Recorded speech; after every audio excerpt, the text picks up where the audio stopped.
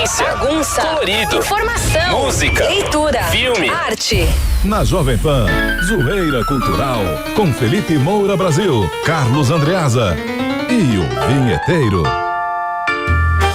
Salve, salve, ouvintes e espectadores da Jovem Pan. Aqui é o segundo episódio do nosso Zoeira Cultural. Eu sou Felipe Moura Brasil, esse programa que é aquele bate-papo reflexivo e sempre descontraído sobre cultura, comportamento, arte. E por falar em artes, eu tenho aqui ao meu lado Lorde Vinheteiro, dono do canal de YouTube em relação ao piano clássico, com o maior número de inscritos no mundo. Salve, salve. Grande Vinheteiro, o que você preparou para a abertura desse programa? Já dá uma palhinha aí, Tocar um Ernesto Nazaré aí, que um isso, Odeon. Chorinho, Vinheteiro no chorinho. Vai com tudo. Que isso, hein?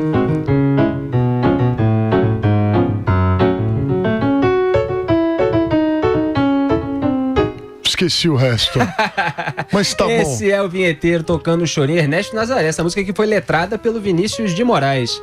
Salve, salve lá do Rio de Janeiro, Carlos Andreasa. Tamo junto. Que beleza, né? Programa de altíssimo nível cultural. Vamos com tudo. Vamos com tudo. Eu quero começar perguntando, Andreasa, para o Vinheteiro, se ele já garantiu o ingresso dele para a nova turnê da dupla recém-reformada Sandy Júnior. Não tá no seu repertório? De maneira nenhuma, nem se me paguem cachê, eu vou assistir esse show que vocês estão falando aí de abertura. Essa foi parte da minha infância. O que você foi fazer no mato? Ô, Vinheteiro, você nunca foi apaixonado pela Sandy? Fala a verdade. Não, a Sandy é lógico, eu adoraria passar pimenta na Sandy. Quantas vezes eu já dediquei coisas que eu não posso falar no rádio aqui para esta linda donzela. E essa é a melhor música deles, a Maria Chiquinha. Maria Chiquinha. Melhor música deles. É a mais característica. 80 e pouco. Agora, Andreasa, a gente nota muitas vezes esse fenômeno retrô. A dupla Sandy Júnior está se reformando agora para fazer uma nova turnê e muita gente já está bastante mais velha que acompanhou o início da carreira deles. A gente vê isso também acontecer em vários outros ritmos. Agora até tem um nome, pagode retrô, né, sobre aquele pagode dos anos 90 que também fez parte da infância de muita gente, inclusive parte da nossa, embora a gente tenha mais ligação com o samba de raiz. Como é que você analisa esse fenômeno? Felipe, esse negócio de fenômeno retrô é coisa de gente velha, né? Quer dizer, é coisa de quem envelhece, né? Então, toda vez em que nos pegamos nostálgicos sobre algum fenômeno cultural ou de entretenimento, e isso se encaixa muito bem a essa turnê da Sandy Júnior, é um reconhecimento de que a gente está envelhecendo, né? Tem um aspecto da memória mesmo. Eu acho bonito, não sou fã de Sandy Júnior, nunca foi importante para mim, nem quando eu tinha 10, 11, 12, 13, 14, 15 anos, sei lá em que época dos anos 90 isso foi importante. Mas se a gente fizer uma reflexão sobre as coisas que nos são caras, a gente vai muitas vezes encontrar a nossa memória afetiva associada a um lugar no passado, né? E normalmente ligado à música também. Escutar uma música, para alguns do Sandy Júnior, para outros do Fundo de Quintal, para outros do Mozart, como diria Lorde Vinheteiro, escutar uma música como essa é ser jogado para um lugar, uma experiência, uma memória de algo ou alguém que foi importante pra gente, né? Uma paixão. Quantas vezes, Felipe Moura Brasil, quantas vezes nós ouvimos um samba daqueles que nós ouvíamos quando frequentávamos rodas de samba na nossa juventude e nos lembramos de um amor ou de uma passagem feliz. É assim. Então eu entendo esse frisson em torno de Sandy Júnior. As pessoas vão a esse show em busca da juventude, em busca de passado, em busca de uma memória boa. Eu acho bonito, Felipe Moura Brasil. O que você acha? Não, eu acho bonito também. É óbvio que tem outros fenômenos que é psicológicos, de pessoas que nunca querem sair da infância, nunca querem sair da adolescência, nunca querem enfrentar as renúncias necessárias da vida adulta, que é um fenômeno problemático. Mas essa busca afetiva por algo que fez parte da sua trajetória, eu acho bastante importante. Agora, Vinheteiro, você nasceu ouvindo Mozart, Beethoven? Você não tem uma memória afetiva de música popular? Como é que é isso? Que criança foi Lorde Vinheteiro? Então, pior é que eu só ouvia música clássica quando eu era criança e eu sofria um bullying infernal por isso. Mas eu suportei o bullying. Quando você sobrevive ao bullying... Você é um sobrevivente. Você se torna um bulinador, né? Mas as músicas do... Eu não conheço bem o repertório do Sandy Júnior, mas nostalgia é realmente uma coisa que quando você escuta uma música que você não escuta há 20 anos, você fica muito feliz em ouvi-la, né?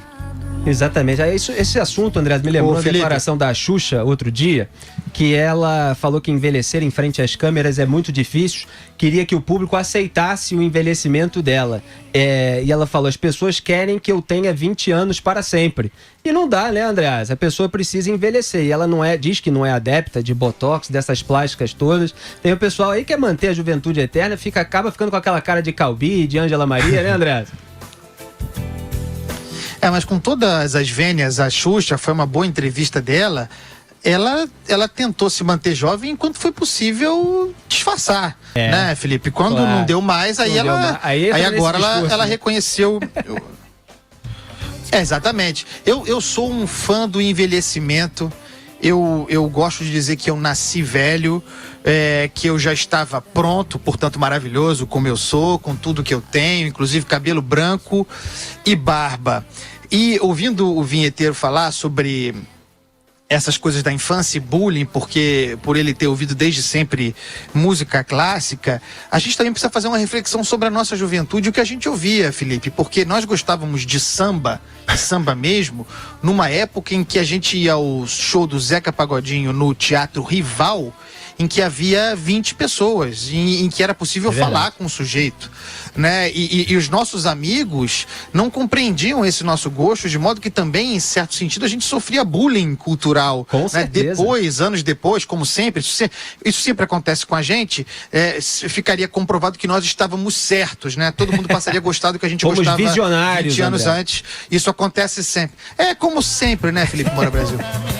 O bagaço da laranja. É isso aí. Sobrou pra mim. O bagaço da laranja.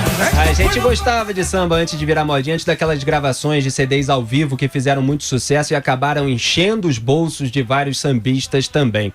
Aliás, eu lembrei da história do Michel de Montaigne, grande escritor, né, Andreas? Autor dos ensaios, que todo mundo deve ler os ensaios de Michel de Montaigne. Michel de Montaigne acordava num castelo ao toque de violinos que o pai colocava pra ele. O Vinheteiro, eu acho que foi uma história parecida com a de Michel de Montaigne, né? Eu lembro que eu entrava no carro do meu pai e da minha mãe, eles colocavam na Rádio Cultura 103, qualquer coisa, não me lembro. Tá vendo? 102. E aí eu ficava ouvindo lá aquelas coisas. Mas só voltando a uma pequena coisa que vocês falaram, o gosto, né, da gente, a gente deve seguir o que a gente realmente gosta e não o que as outras pessoas mandam a gente gostar. Exato. Só isso que eu queria falar. Perfeito, Vinheteiro. Vinheteiro, então, já teve uma influência clássica desde cedo, vinda da família. Aliás, o Cartola era analfabeto, por exemplo, mas ouvia a rádio que tocava música clássica na época. Então ele herdou toda aquela influência, aquele legado do ambiente cultural em que ele vivia. Muito compositor hoje não tem acesso a essas melodias mais rebuscadas que ele foi absorvendo naturalmente e acabou trabalhando na obra popular dele, mas que tinha um quê de erudição ali também. Vamos mudar de assunto, Vinheta? Tem uma vinheta para mudança de assunto, Vinheta? Vamos tocar uma música nostálgica aqui, Blue. Ih, cadê o...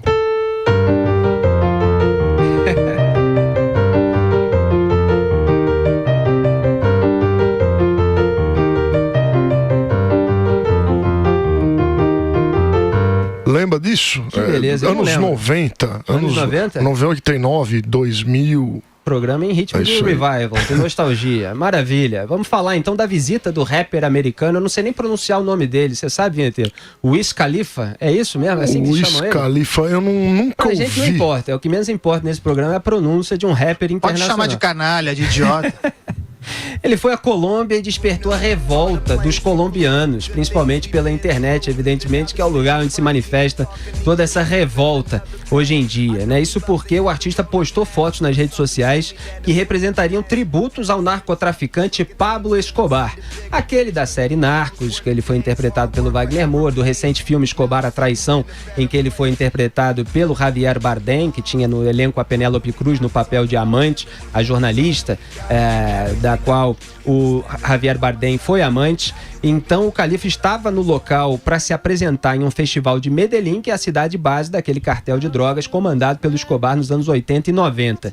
E em uma das imagens que acabou sendo apagada depois, o túmulo do Escobar aparecia enfeitado com flores coloridas. E o rapper Wiz Khalifa ainda posou em uma propriedade, que foi um local de bombardeio com alvo no narcotraficante nos anos 80, com o que parecia ser um cigarro de maconha nas mãos. Ele é defensor da legalização da maconha, pelo menos. Eu não sei se é das drogas também, mas isso não vem ao caso. O que vem ao caso é que, se você quiser, Andreasa, defender a legalização da maconha, a legalização das drogas, você defende com argumentos.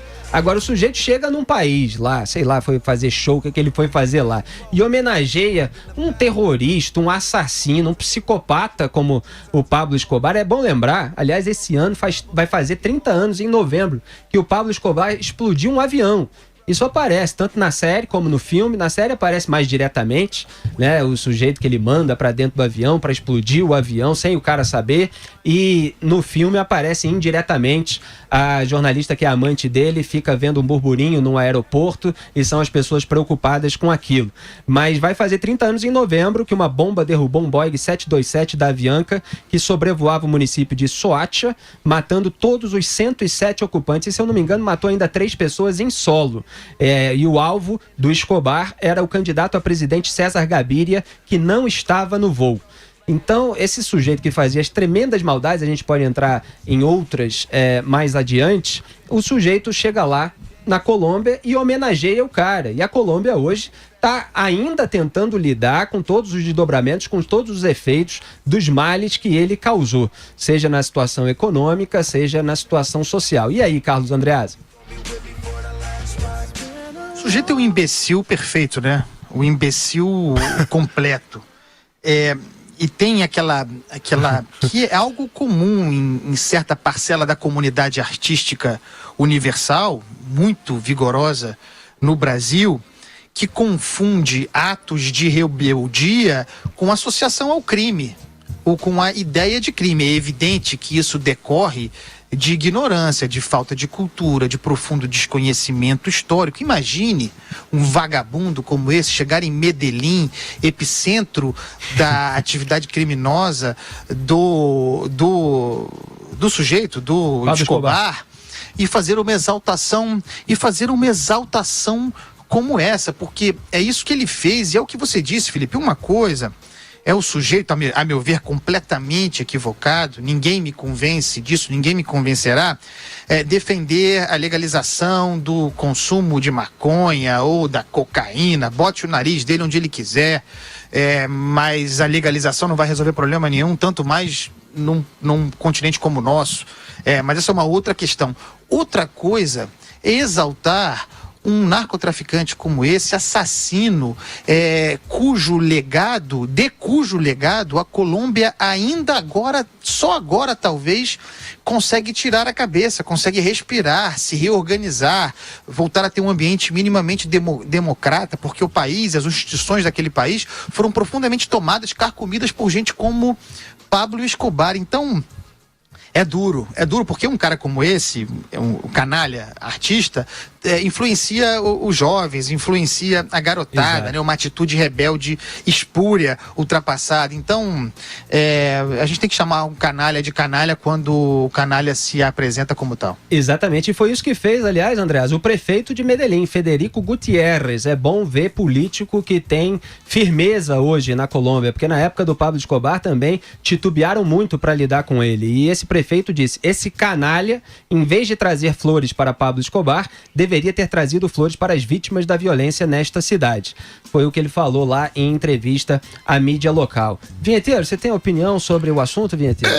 Os artistas, quando vão ficando muito famosos, eles sofrem uma imbecilização generalizada e eles buscam sempre por acesso, cliques. Então eles tocam nesses temas polêmicos. Eu acho que é justamente por isso o artista e o Wiz Khalifa queria cliques. Não necessariamente ele é um fã do Escobar, ele apenas quer cliques e relevância naquele momento. Ele tentou criar um novo Che Guevara, né, que virou um ícone pop, mesmo tendo sido um psicopata assassino, absolutamente assombroso. Só que o que acontece é que o Pablo Escobar viveu mais recentemente e teve a sua história reconstituída na ficção, na série, no filme. Está muito mais fresca a história dele na cabeça das pessoas, tanto na Colômbia quanto no resto do mundo. E o Che Guevara viveu numa época anterior, então todas as narrativas sobre a vida dele se confundem na cabeça de muita gente. A gente teve acesso aos documentos, aos depoimentos das pessoas que conviveram com ele, mostrando como ele era absolutamente impiedoso, como matava as pessoas sem saber, assinava lista de pelotão de fuzilamento, dando autorização, com a maior sem cerimônia, mas muito jovem, muito adolescente, em meio daquela retórica toda socialista, de igualdade e tal, acaba caindo nesse conto de fadas. Então os colombianos sabem muito bem quem foi o Pablo Escobar, o resto do mundo agora sabe muito bem, embora haja momentos divertidos nos filmes, evidentemente na série, mas ele mandou matar, por exemplo, um ministro, né, que tinha confrontado ele quando ele tentou virar deputado. Ele conseguiu virar deputado. Tem um momento curioso no filme que fala assim, e ele no primeiro dia na Câmara não pôde entrar. Por quê? Porque ele mandava 40 toneladas de cocaína para os Estados Unidos? Não, porque ele estava sem gravata. E aí todo mundo oferece uma gravata. Tem momentos pitorescos da história dele, porque é de fato uma história absolutamente exótica, como foi difícil lidar com um traficante que ganhava tanto dinheiro vendendo droga e ficou tendo um poder muito grande no seu país, e que usava aqueles favores, benefícios aos pobres para tentar se promover. No começo, pelo menos, ele fez isso, distribuindo casa para a população pobre. Foi aí que a jornalista também acabou meio que se encantando com ele, não querendo saber de onde vinha aquele dinheiro. Essa história a gente conhece muito bem, né, Andreasa? Criminoso que posa de defensor dos pobres. Pois é. A história do Rio de Janeiro, talvez, né, Felipe Moura Brasil? Exatamente. É a história do Rio de Janeiro, sem dúvida nenhuma. A associação entre crime organizado, contravenção, no caso específico do jogo do bicho, associação com tráfico de drogas, agora a ascensão das milícias, é a história do Rio de Janeiro. O Rio de Janeiro é um estado que foi sequestrado por um espírito de Pablo Escobar. Materializado numa sucessão de governantes que deram um espaço das mais variadas formas para todo tipo de atividade criminosa. E nós aqui, o nosso papel, ainda que nesse programa, Zoeira Cultural, trazendo o aspecto cultural, artístico, é denunciar esse tipo de comportamento, e aqui o bicho pega, né não? Exatamente, Carlos Andreasa. E falando em Pablo Escobar, a gente lembra também de Dom Vito Corleone, que obviamente está muito acima de Pablo Escobar no nosso afeto artístico, porque o Pablo Escobar realmente existiu, e o Dom Vito Corleone teve toda aquela aura de ficção criada pelo filme do Francis Ford Coppola, mas nesse mês se comemora os 50 anos do lançamento do livro O Chefão, que deu origem depois ao filme O Poderoso Chefão, o livro do Mário Puzo, publicado em março de 1969, que deu origem depois ao filme do Francis Ford Coppola em 1972. E uma maneira da gente ligar esses dois assuntos, Andreasa, é que ambos, por exemplo, além do fascínio que exercem como criminosos, também tinham um apreço muito grande pela família. O Poderoso Chefão tem uma frase de que o homem que não se dedica à família não é verdadeiro, uma coisa nesse sentido. E o Pablo Escobar, a jornalista amante dele, o ponto de vista dela que prevalece no filme americano, né, ela fala que era o ponto fraco dele. E tem um momento que ela vai pedir dinheiro a ele na prisão e ele exalta a esposa que ele próprio traía, dizendo que ela gostava dele antes de ele ter dinheiro. Então os dois tinham esse lado, pelo menos, de afeto na família. A gente vê na Lava Jato, inclusive, que quando o pessoal toca na família, a família vai ser presa, o pessoal acaba delatando, né? Então tem criminosos que conservam, pelo menos, o afeto à família. Mas são duas figuras que exercem esse fascínio, e você, que é editor da editora que publica o Chefão no Brasil. Eu quero ouvir o seu comentário a respeito dessa data comemorativa. A gente aqui na Record publica a obra do Mário Puzo, e é engraçado porque os livros do Puzo, eu diria que todos ou quase todos dedicados à leitura, à interpretação, à ficcionalização do ambiente mafioso, uma obra muito interessante, no entanto, eclipsada e, portanto, desconhecida, não tão conhecida quanto necessário, pela ascensão do filme, da trilogia, que entrou naquela frequência rara e foi consagrada assim, como tendo sido um raro caso de transformação cinematográfica que superou a obra original, o livro. É um elogio à trilogia, especialmente as duas primeiras partes que precisam ser vistas, o filme precisa ser visto, os três, porque de fato são muito bons, mas é uma injustiça com a obra do Mário Puzo, porque o livro são coisas completamente diferentes, o livro e uma produção cinematográfica, e a obra do Mário Puzo, a obra escrita, ela é espetacular, ela é pujante, ela é maravilhosa, e como todo livro, ela se presta a interpretações próprias, mais profundas da parte do espectador, no caso do leitor, e desdobramentos e nuances. Então fica um chamamento para que se leia a obra, para que se veja os filmes, mas para que também se leia a obra do Mário Puzo. E você falou do aspecto da família. A constituição da máfia, a organização das grandes máfias tendem a ocorrer sempre numa lógica familiar. Mesmo não sendo familiares ali os seus membros, ela obedece uma lealdade familiar, uma hierarquia familiar, inclusive, que se reproduz na máfia praticamente no mundo todo. Exatamente. E o vinheteiro vai soltar a música tema do Poderoso Chefão? Vamos tentar tocar. Quero ver, hein, vinheteiro.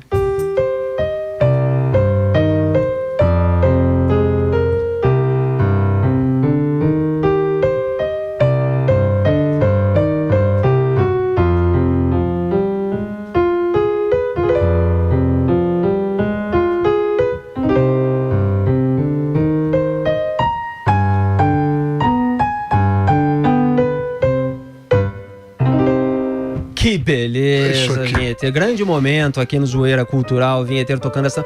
Não foi essa música que foi adaptada pra Feiticeira? Que virou moda com a Feiticeira no programa de TV? Não, não era uma música tema do Poderoso Chefão? Isso? Não era essa, não. Depois a gente analisa. Olha, aquela frase que eu falei é: um homem que não se dedica à família Mas, ô, Felipe, jamais será um homem de verdade. Diga aí, Andreas. Mas você fez referência à Feiticeira, e aí eu vou fazer uma homenagem à minha juventude, porque eu me lembro da Feiticeira, era uma beleza, foi uma das minhas primeiras paixões, a Feiticeira na televisão brasileira, de modo que nesse retrô eu vou. Olha aí. Mas isso aí é Feiticeira dos anos 60, 70.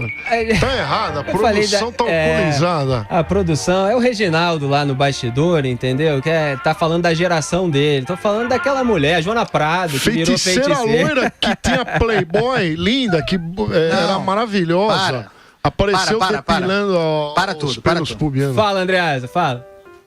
Eu estou me referindo à Feiticeira, aquela da geração do Reginaldo. O pessoal da antiga. Não é. O vinheteiro me entendeu. Não é. Não, claro, aquela moça, uma loura belíssima, com corpo sinuoso, belíssimo, natural. Não aquela moça bonita, sem dúvida nenhuma, mas toda bombada, toda musculosa, uma coxa deste tamanho. Não, aí ele é casada com o Vitor Belfort. Todo respeito ao Vitor Belfort, pelo amor de Deus, Vitor Belfort. Nós estamos aqui. As duas são champolas Não estamos aqui de maneira nenhuma. As duas são ótimas. Vinheteiro resumiu tudo. Então, olha, a gente tem que mudar de assunto, senão não dá tempo de tudo. E vamos passar para aquele assunto mais curioso e mais exótico ainda, o astro do K-pop. Você já tinha ouvido falar no K-pop? K-pop, né, é uma música eletrônica da Coreia, né? Gangnam Style, né? Um K-pop. É a música pop sul-coreana. Sim, sim. Então, olha só o que aconteceu lá, vinheteiro. O astro do K-pop, Jun Young, não sei como é que se pronuncia isso, foi preso, acusado de filmar mulheres praticando sexo e compartilhar as imagens sem o seu consentimento. O cantor foi em uma audiência na qual confessou ter gravado e enviado o material a terceiros e foi preso pela polícia sul-coreana. Em seguida, ele disse: "Eu realmente sinto muito, admito todas as acusações contra mim. Não vou contestar as acusações apresentadas pela agência de investigação e aceitarei humildemente a decisão do tribunal. Abaixei minha cabeça em desculpas para as mulheres que foram vitimadas por minhas ações." Carlos Andreasa, você conhecia o K-pop e você sabia que o universo do K-pop é cheio de escândalos sexuais? Esse não foi o único, né? Teve um outro caso aqui de um ex-integrante do grupo Big Bang, o Seungri, que deixou o grupo e a indústria do entretenimento após ser acusado de agenciar prostitutas para investidores e potenciais parceiros comerciais, além de fornecer drogas e álcool e também manter câmeras escondidas para filmar mulheres numa boate onde era diretor de relações públicas. Que coisa. Diga aí, André, você que é o nosso expert em Coreia do Sul.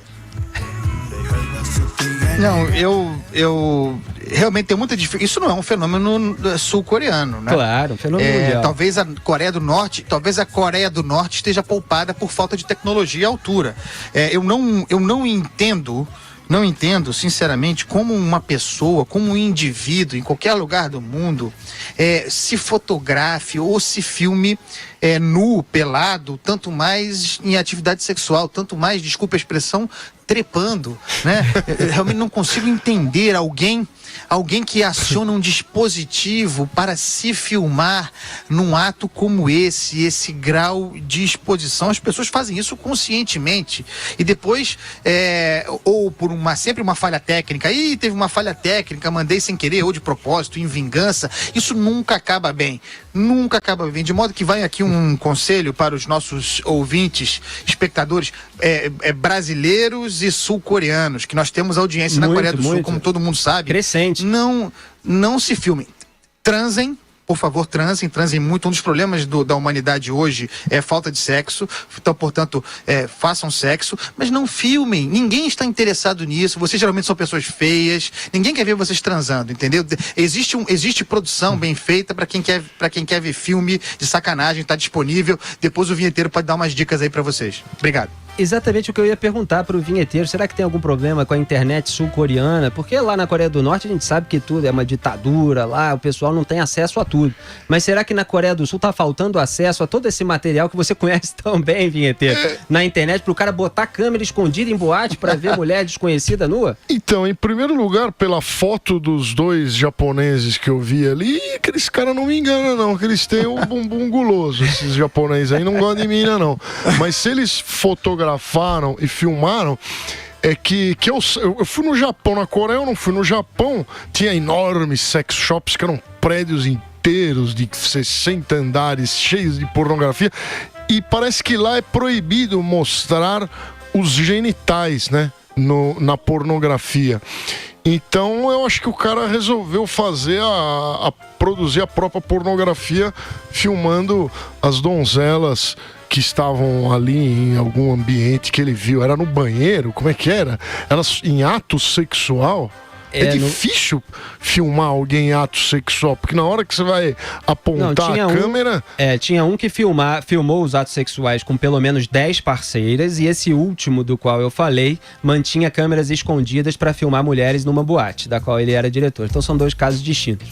Ah, entendi. Mas é isso, tem louco em todo lugar. Mas o maior problema disso aí é que se fica filmando toda hora as minas fazendo amor, as minas ficam com vergonha de dar o bumbum pra nós. Elas começam a ficar preocupadas, achando que no quarto tem uma porta aberta, deve ter uma câmera, ali tem uma câmera escondida. E aí se torna mais difícil a cópula de luz acesa, né? Legal, É vinheteiro. Então, olha, vamos fazer aqui falando em, em cafajestice. Tem gente que fala cafajestagem também. Vamos falar de uma mais saudável, que está presente na letra de uma canção que eu e Andreasa escutamos há muito tempo, né, Andreasa?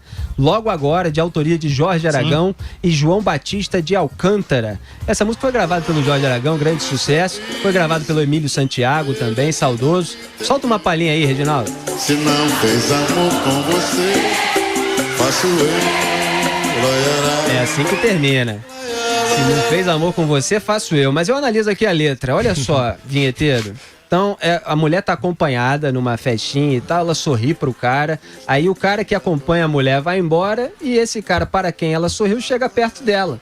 Entendeu? Essa é a sinopse literária da música. Agora, justamente agora que eu penso em ir embora, você me sorri. Me sorri. Passou a noite inteira com seu amor do lado, fingindo um bocado. Mas hoje em dia, os amores são assim. Ele foi embora, nem faz uma hora, pensando quem sabe nos beijos que você lhe deu. Tolo, pensou que beijar sua boca foi consolo. Olha a parte sacana, vinheteiro. Despertou o instinto da fêmea que agora quer se deixar abater, se sentir caçada, dominada até desfalecer. Agora, aí esse, né? O homem para o qual ela sorriu, e eu aqui apontando para mim, mas não tem nada a ver, só tô ilustrando. Agora entendo o sorriso, ele é que não entendeu, o cara que foi embora. Se não fez amor com você, faço eu. E o pior, vinheteiro, que Jorge Aragão canta isso nos shows, e a mulherada vai à loucura, aplaude e tal, tem aquela coisa de emoção, porque ele canta músicas românticas e muita gente nem se dá conta da cafajestice intrínseca dessa canção. O que você achou? É o seguinte, quando a gente fala de música, tanto em inglês, na língua portuguesa, quanto na língua em outras línguas estrangeiras, eu não escuto letras, para dizer a verdade. Eu não sei o que é falado, eu escuto notas musicais. Acredito que a maioria das pessoas também, principalmente em outras línguas. Por isso as mulheres vão ao delírio com o show do Jorge Aragão. Elas não sabem o que elas estão cantando.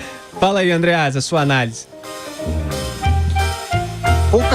Poucas atividades artísticas, pouco ambiente criativo será mais machista do que aquele do samba, né? As letras são altamente machistas, da cultura do troço, historicamente. Hoje até menos, há um politicamente correto até no samba, mas você vê aqui nessa letra uma ode ao corno, né? Ao corno, o corno vai embora, o corno está lá.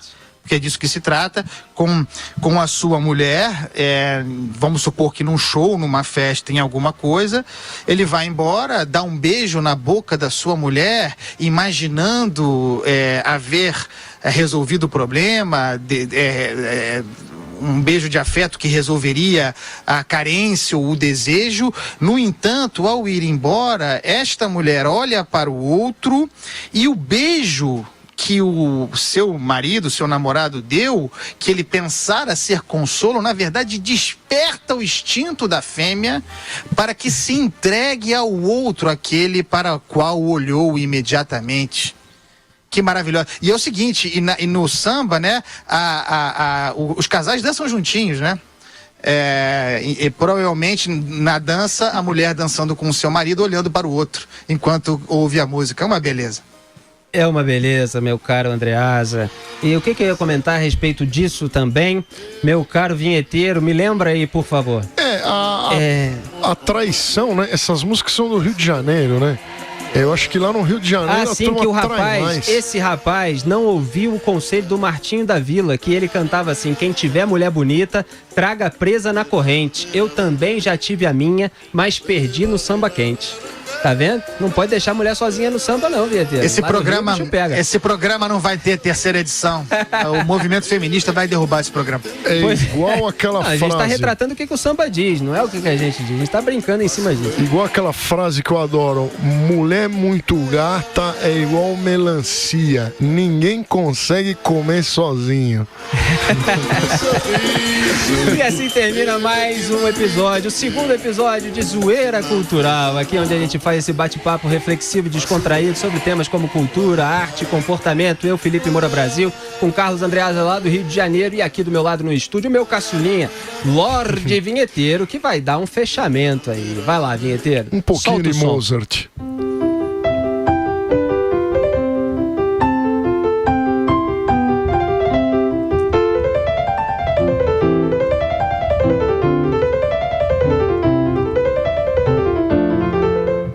Fui errar, chega. Tá ótimo, grande isso aí. Vinheteiro tocando Mozart. Valeu, Andreasa. Tchau, pessoal. Até semana que vem. Até semana que vem, meia horinha por semana de descontração. Você acompanha aqui em Zoeira Cultural, sempre no canal Jovem Pan News. Avise pra todo mundo e participe com a hashtag Zoeira Cultural, dando sugestões de pauta para o nosso programa. Aqui a gente trata de pautas de cultura, comportamento da semana que estão aí em discussão pelo mundo e também analisa trechos de livro, trechos de música, o que vocês quiserem e sugerirem pra gente. Até a próxima, um grande abraço. Alegria, irreverência, bagunça, colorido, informação, música, leitura, filme, arte. Na Jovem Pan, Zoeira Cultural, com Felipe Moura Brasil, Carlos Andreasa e o Vinheteiro.